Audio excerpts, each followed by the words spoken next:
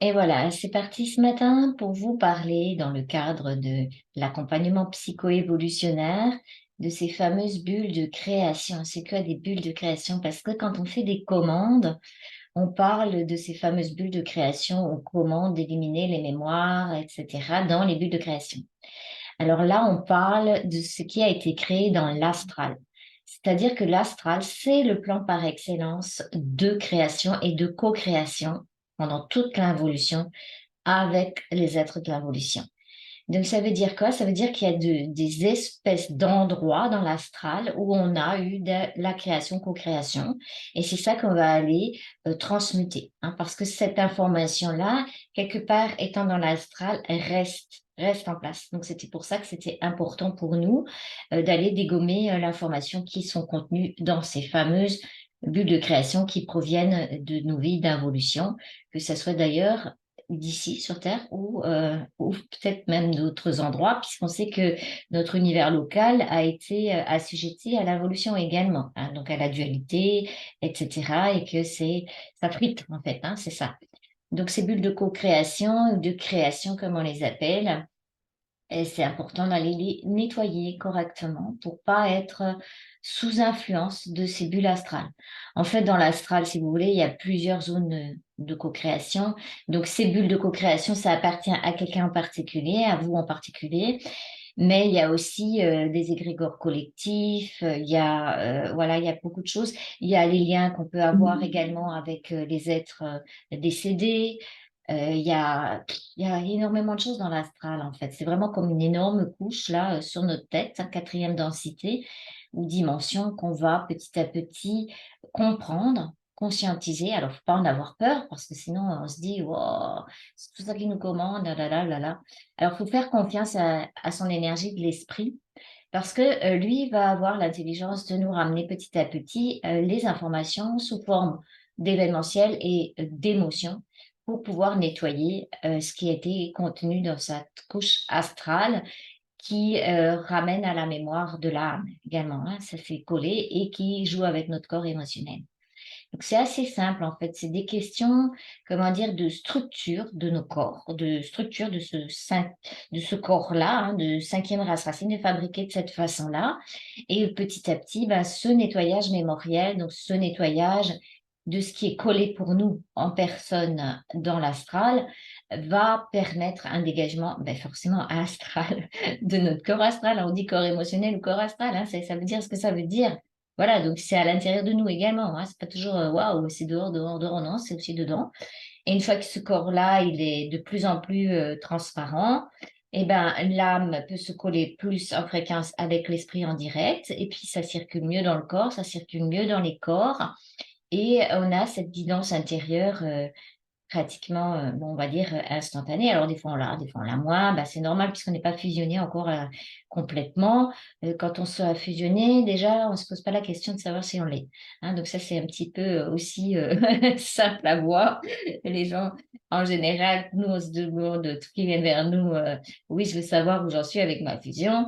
Ben, ça veut juste dire que c'est en cours. Voilà, c'est simple, hein. C'est pas la peine de vous casser la tête, hein. L'esprit, c'est ce qu'il fait et ça viendra bien en temps et en heure.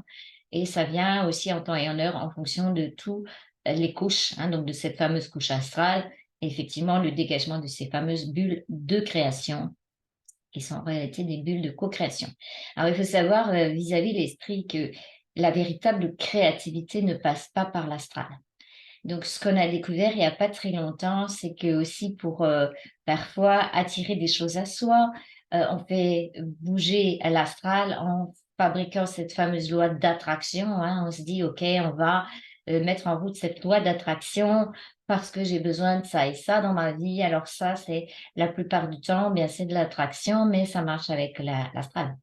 Ça veut dire que ce qu'on va attirer à soi, ce ne sera pas forcément 100% nettoyé de l'astral. Donc, il y aura encore ben, des petites caractéristiques astrales. Un exemple, vous voulez une maison rapidement, vous avez besoin de changer d'endroit et vous commandez de changer d'endroit, vous voulez aller vite, etc. Vous êtes pressé.